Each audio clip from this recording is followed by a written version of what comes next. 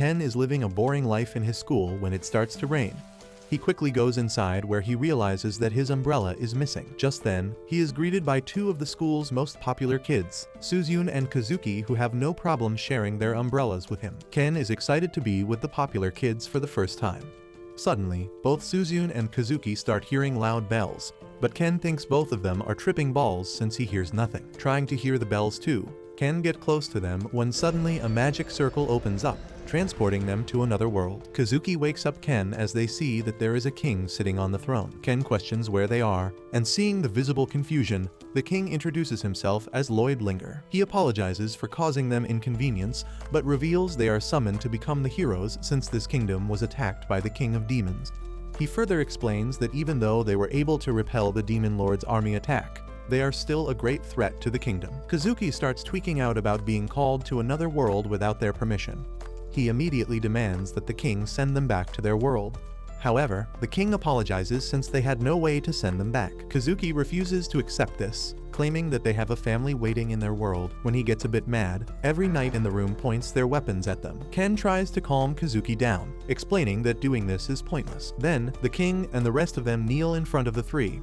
The king promises to find a way to send them back, but makes it clear that in the meantime, the kingdom needs their assistance. Suzyun then raises the question of why the king has been calling them heroes despite knowing nothing about them. The king stands up and explains that his side chick named Welsie will give the answer to this question. The woman explains that the ritual only calls forth powerful people, and the sound of bells ringing identifies who these heroes are. After knowing that only those who can hear the bells can be heroes, Ken realizes that he is cooked because he heard no bells at all and was coincidentally present with the real heroes. After this, the three follow Welsie to use a crystal ball that can measure their magical abilities. Suzyun is the first one in line, so she begins using the crystal ball and learns that she is a mage. Kazuki is next to check what kind of powers he has. Welsie is thrilled to learn that he has a talent for light magic, but he seems to be unaware of this dope power, assuming it was only for blinding his opponents. Welsie explains his powers, and in simple terms, light means he can shoot lasers and make cool weapons out of his light power. Now that both of them have found their powers,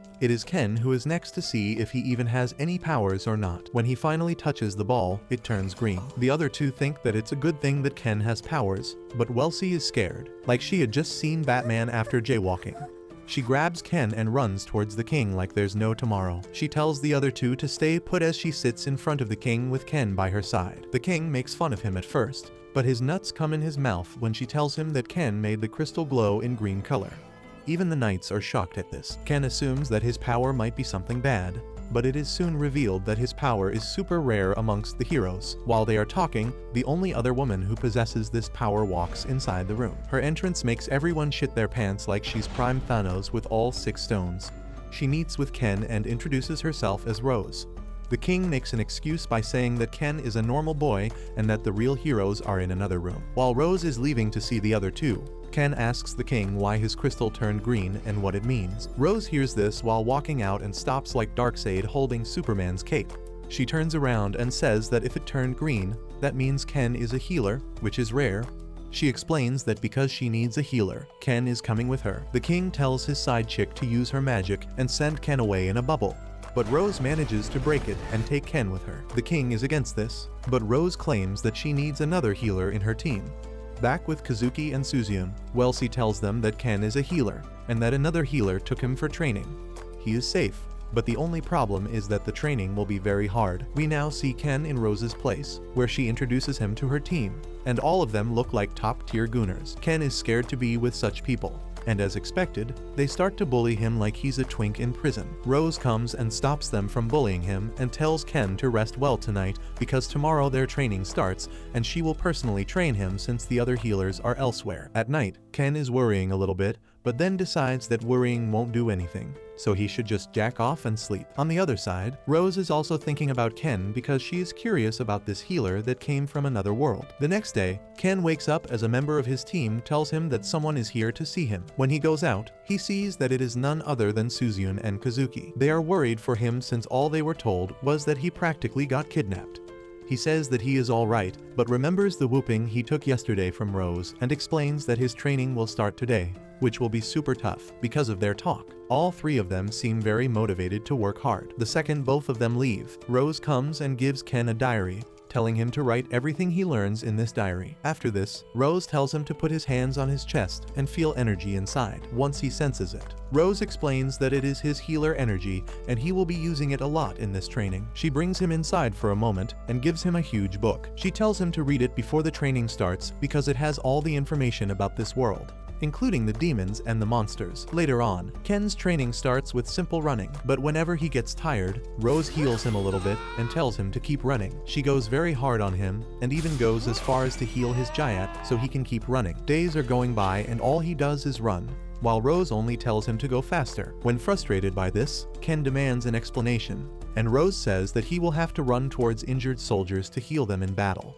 which is why he needs to build his stamina and speed. After some time, she even adds push-ups to his training. At this point, Ken understands why he needs to do this and pushes himself to his limits. The next day, Rose adds extra weight on Ken so that running gets harder for him. While running, he gets exhausted and wants to go eat.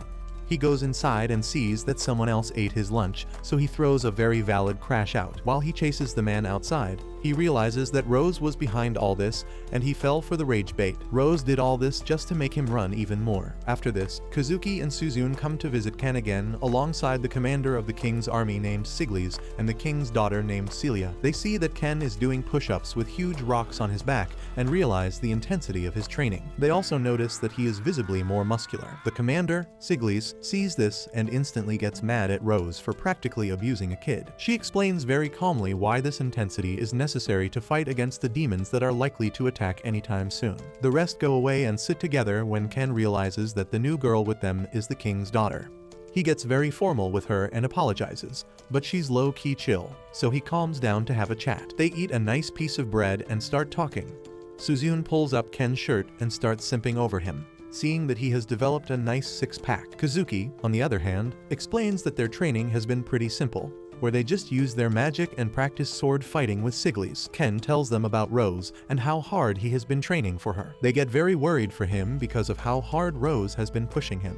Just then, the man who ate his lunch comes out to mock him, saying that he brought him some food. Ken gets really mad at him and starts to fight him again. Seeing this, they realize that Ken has fit in very well and is almost a part of their team now. At night, he is taking a warm bath, and he overlooks everything that has happened to him so far and thinks that he only has to push even harder in his training. In the morning, Ken wakes up for breakfast when Rose smacks the goofy out of him with a bag. She tells him to wear this bag since they are going on a mission. Ken does not understand where they are going, as the other team members understand what is happening. Outside, she tells a guard to open the castle gates as both of them walk out. They eventually reach a jungle, and Rose tells him that the jungle is very well known and that Ken will be going in there for his training. She further adds that he is not supposed to come back until he defeats a grand grizzly bear. Ken is shocked because he read earlier in the book that the grand grizzly is a very dangerous monster bear that lives in this forest.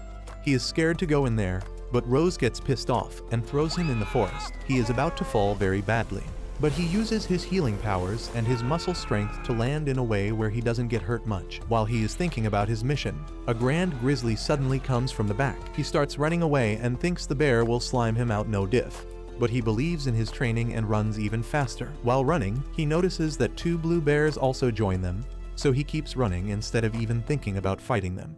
He sees that there is a waterfall up ahead, so he jumps in the water and gets rid of the bears. Afterwards, he hangs his clothes to dry out while he finds little to no food in his bag alongside a small knife. He eats the food and makes up his mind to hunt these bears no matter what as he sleeps on a tree. The next day, he tries to track the bears and sees some claw marks on a tree when he hears a noise. He thinks the bears are nearby, but it turns out to be a cute little bunny that is hurt. After getting shocked that the animals here can communicate with humans, he heals the rabbit and sends it away. But because of this kind gesture, the rabbit wants to stay with him and eventually mentions that it knows where the grand grizzlies are. Ken lets the rabbit lead the way as it takes him straight to the sleeping bears. He starts to observe them and sees there is a tiny blue bear with them, so Lil Bro must be their son, meaning that this is a cute bear family. Then, Ken leaves and ends up drinking water from a random river, thinking that he can heal himself if the water makes him sick. The rabbit comes there as well, and he realizes that the rabbit might not leave him for a while. Sometime later, as expected, He starts getting period cramps because of drinking goof gunk from the river. His time of the month starts getting even worse, and healing himself isn't working as well. The rabbit comes to him again, and Ken feels happy knowing that something is being affectionate to him. The rabbit takes him to a clean pond and explains that he can drink clean water from here that won't make him sick. Suddenly, the rabbit gets very scared, so they hop on a tree together to hide from whatever he is sensing. They soon witness a giant snake roaming around that is even bigger than the bears. When the snake leaves, they go to the bears to observe them, and Ken decides that he will attack them the next time. While walking away, it starts to rain, and the rabbit becomes a clingy Hello Kitty girl as it wants Ken to stay with it till the rain stops. Once the rain stops, they go back to the bears only to see that the bears are already slimed out. He realizes that the snake must have done it and observes that he didn't even eat them and only did it for the love of the game. But the little bear is still alive, and he sees that his parents got cooked for no reason, so he starts to cry. Ken sees this and tells it that he will avenge his parents for him no matter what. The tiny bears can smell the snake as well, so he decides to take revenge on his own as well. Then, Suzune and Kazuki come to see Ken once again, but his team member tells them that Rose and Ken both are gone on a dangerous mission. As they walk away, they are concerned for Ken, but also believe in him. Meanwhile, Ken is fully preparing himself to fight the snake and tells the rabbit to lead him to it. When he goes there, he sees that the little bear is fighting the snake as he is all injured.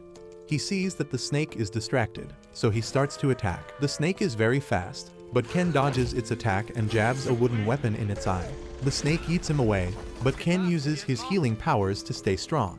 He dodges another attack by the snake, but it eventually manages to bite Ken's arm. Ken does not give up for even a second as he activates his healing powers and stabs the snake from the inside since his whole arm was in its mouth. Ken is very weak from the poison in his body, but the bear helps him as well. He jumps over the bear and punches the snake in the head while knocking him out cold. They think they took down the snake as the bear comes and hugs Ken for his bravery, but the snake is still alive and decides to attack again. Ken can barely move, so he thinks he genuinely might be cooked this time, but Rose comes out of nowhere and takes the snake out with one attack. Rose explains that the black rabbit is her pet, and it told her everything, and that she was staying nearby for this reason. When asked, she tells Ken that she was not expecting the snake since it has been created by the demon army. Ken gets mad at her for sending him to such a dangerous place, but she just wanted him to get a little experience, and she is very impressed by what he can do. The bear also gets mad at Rose for this, but Ken hugs him to calm him down. She sees a bond between the two, so she decides to bring him back with them as a rescued animal. They are then out of the forest, and Rose thinks that Ken is qualified to stand in battle with her. She thinks that the demon army might attack sooner than expected, and that Ken has everything she looks for in a soldier. We then get a scene of the demon lord himself as a demon baddie named Amelia tells him that they are ready for battle. Amelia is the commander of the demon army and tells the demon lord how their army is stronger this time. While walking away, she meets a doctor who shows another giant snake that he is making that looks similar to the one Ken and Rose took down. Amelia encourages him to make it stronger because this time she wants to end Rose's life herself. The doctor suggests that she doesn't go to battle with much rage since she is the commander this time. She agrees and says that this time she will have a strong demon called the Black Knight do the fighting. On the other hand, Ken is finally happy to wake up on a normal bed. He comes outside and feeds the bear and the rabbit with a specific fruit they both love. While feeding him, he calls the bear Blurrin. As Rose hears this and makes this the bear's permanent name, she wants Blurrin to be useful, so she makes Ken pick him up and pretend that he's a real human while he runs. As he does this, his team members start spontaneously attacking him, explaining that the enemy will attack him like this as well, so he needs to be ready for it. They keep attacking him in more and more creative ways for hours until he gets tired and lies on the ground. Rose comes and tells him that this is his battle limit and that he needs to increase it as she heals him. She tells him to go to the capital to see his friends, but pick up Blurrin and run there. While running through the capital, he sees that everyone is super chill about him carrying a literal wild monster on his shoulder. Blurrin sees his favorite fruits being sold by an old lady. Ken asks him why everyone is so casual about him having a bear on his back, and she explains that the healers run here all the time, so it's nothing new. The old lady gives Blurrin a free fruit, and Ken goes away while a little girl with the old lady asks about Ken. While Ken is running away, another man starts calling for him and falls to the ground. Ken notices him and helps him sit up straight as he heals him. He introduces himself as Orga and says that he is one of the other healers Rose always talks about. He explains that he has a clinic here with his sister, who is the other healer. They never survived Rose's training, so they opened up a clinic to help the locals instead. Ken is curious about how the battlefield works, and Orga explains that the heroes in the front line fight while people like Ken take the injured heroes back to Orga and his sister so that they can heal them. This explains a lot to Ken on why Rose makes him run so much. He then starts running and says bye to Orga, whose sister comes and asks who Ken was. He then reaches the other castle and sees that everyone is sword fighting as practice. He sees Suzune training there, who is very excited to see him but curious to see the bear. They sit together and start to talk, and he tells her all the Blurrin lore and how he rescued him. She tries to pet him. While Lil Bro gets super shy from this, Ken notices that her hands have blisters from all the training, so he holds her hand and heals it, which is an intimate moment for her. When asked, she says that Kazuki is outside of the castle for training. He is then seen with the commander Siglis, who says that they have nothing to fear since they have a hero with them. Just then, a pack of wild monster hogs attacks them as they prepare for fighting. Back at the castle, Ken and Suzune talk for a while, and then he walks away so that she can train. As evening comes, he thinks that he needs to work even harder because unlike on Earth, he wishes to be useful here and do something when the war comes. At night, he returns to his own castle and puts Blurrin to sleep as he sees Rose standing in front of him. He tells her that he wishes to train more because he recently learned that his main job is to protect the heroes in the front lines. Since the main heroes there are his loved ones, he feels inclined to train even harder to keep them safe. Rose is happy to hear this and lets him train more. In the morning, she again slams the shit out of him with a bag to wake him up and says that the king himself sent him a message. She explains that the king wants him to go outside of the kingdom to train with Suzune. She takes him outside and says that she denied the king once, but he needs a healer, so she won't deny him again. Suzune is there with a knight named Aruko and a mage named Korin. Rose gives everyone a fair warning, saying that Ken can only heal certain injuries and poison effects, but if they lose their lives, he won't be able to bring them back. We then see Kazuki training with a wooden sword. The king's daughter comes and tells him to stop training and rest since he was out yesterday to train all day. He has had enough rest, but fine shite is low-key into him, so she still wants him to rest more. On the other hand, Suzune tells Ken that Kazuki has been training hard, so he wasn't able to join them today as well. She also mentions that they are going near the forest where Ken went before.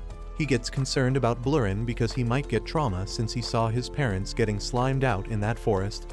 While goofing around with Blurrin, Suzune gets a little hurt, and Ken heals her, telling her not to be reckless like this. Suddenly, Korin senses some danger coming up ahead, and she warns all of them to stay steady. They see a gang of mercenaries that tries to rob them, not knowing who they actually are. Instead of being scared, Suzune is excited to have her first real battle. The mercenaries think that the bear might be a bigger threat, so they are only thinking about attacking it when Suzune electrocutes their balls off. Ken is very impressed and tells her to go all out while reassuring her that if she goes too far, he will just heal them. During this, Korin senses that more danger is approaching. Aruko sees that a bunch of monster hogs have attacked them as well.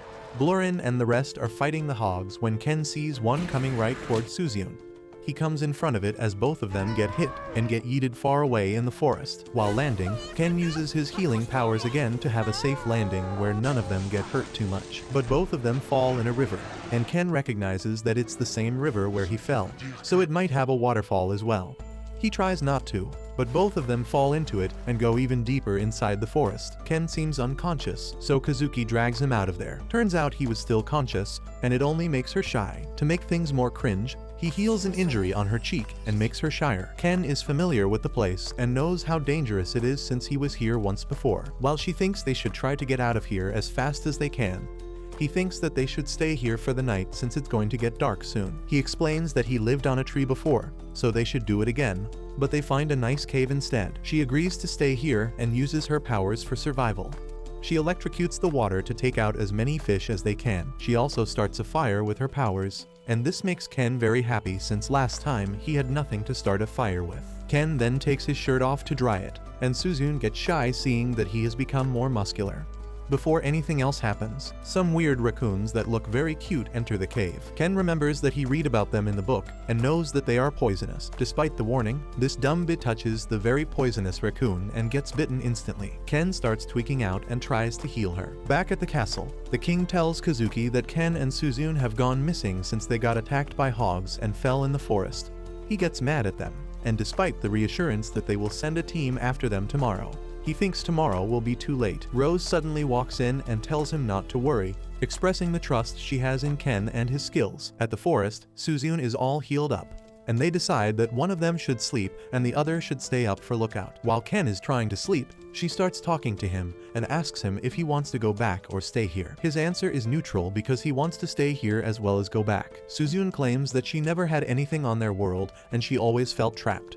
But now her chains are opened and she is free. Her answer is inclined to staying here. But Ken says otherwise. He makes it clear they only have a duty to fulfill and that he will give his heart and soul to protect her and the rest when the war comes. Her purpose is the same for now as well. So she agrees to this and admires him for thinking this. This time he gets shy and says goodbye as they sleep. The next morning, they see Blurren, who comes running to hug Ken. Aruko is there with him, and Ken heals his injuries since he has been surviving in the jungle as well.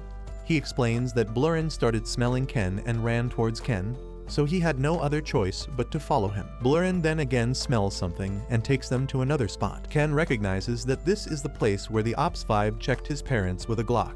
He gets sad and hugs Ken, which shows that he has now chosen Ken as his family. They all find this so wholesome that they get motivated to get the hell out of this place and go back to where they belong. They make it back to the kingdom safely, and the king apologizes. But Ken claims he is used to this. Rose gets a little mad at this because she doesn't want the king to know how intense the training is. So Ken makes an excuse that he is used to this because he used to go to the forest back in his home world. He has to choose the rest of his words very carefully as well so that Rose doesn't look bad, or else he knows she will clap him later. While they are talking to the king, another man comes and asks for their attendance.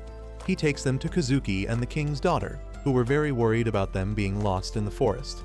Later on, they go outside to sit and talk. Kazuki mentions that Rose trusts Ken a lot and believed that Ken was strong enough to survive. Ken is flattered by the fact that someone like Rose thinks highly of Ken. After talking some more, it is time for them to leave again. When Ken and Suzyun leave, Kazuki thinks that both of them have become very close as friends. The queen asks if she can be Kazuki's friend in the same way, while telling her he can say no as well. He knows damn well that he has bagged a baddie, so he obviously says yes.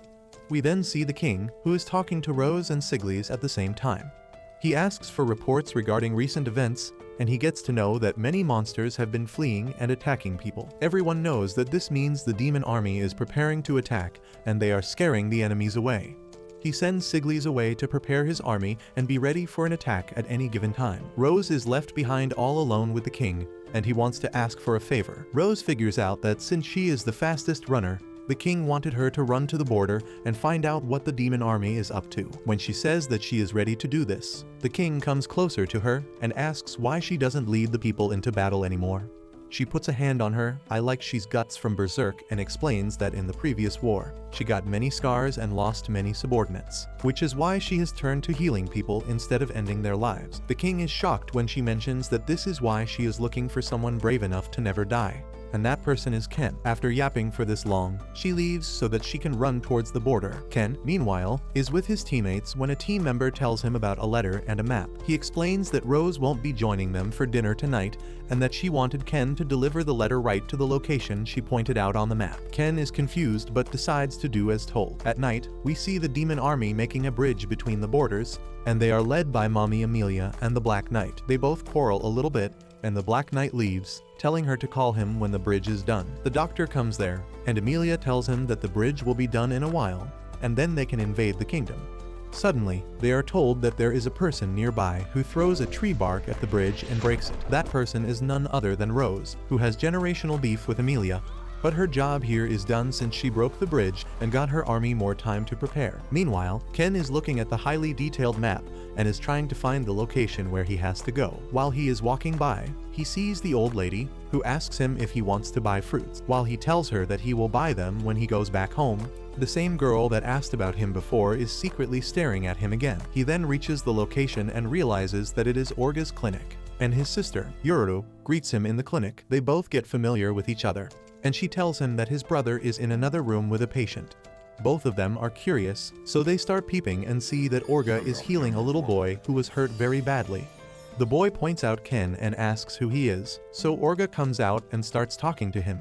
He gives him the letter, and Yuru mentions how Rose looks happier with Ken around. She explains that Rose tried to put both these siblings in her training, but they were never strong enough to survive it, so they could never build stamina or anything like what Ken has developed. That is why both of them decided to run the clinic. and Rose got desperate for someone better than them. So she is glad that Ken has satisfied Rose. Before Olga has a chance to say anything, a man comes running to the clinic saying that people fell from the roof and got hurt. They all run there, and Ken notices that Olga has no stamina at all. They start healing people, and Ken realizes that he hasn't healed people with these injuries this badly, so he gets nervous.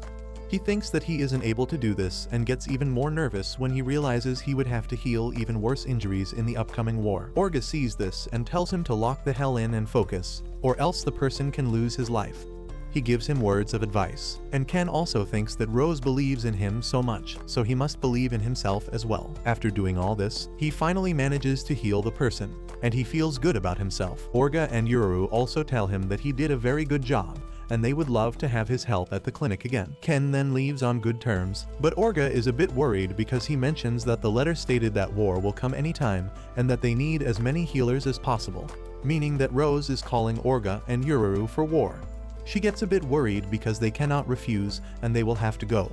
But they have faith in Ken and the other heroes, so he hugs his sister and tells her that everything will be alright. While going back, he grabs a bunch of fruits from the old lady and is about to walk away when that little girl comes closer to him and catches his attention. She makes him see some gruesome visions of the future where the demons are brutally clapping every person of their kingdom. Ken is confused as to what happened, and the girl says that she helped him, so now he has to help them all with his gifts. Part 1 ends here.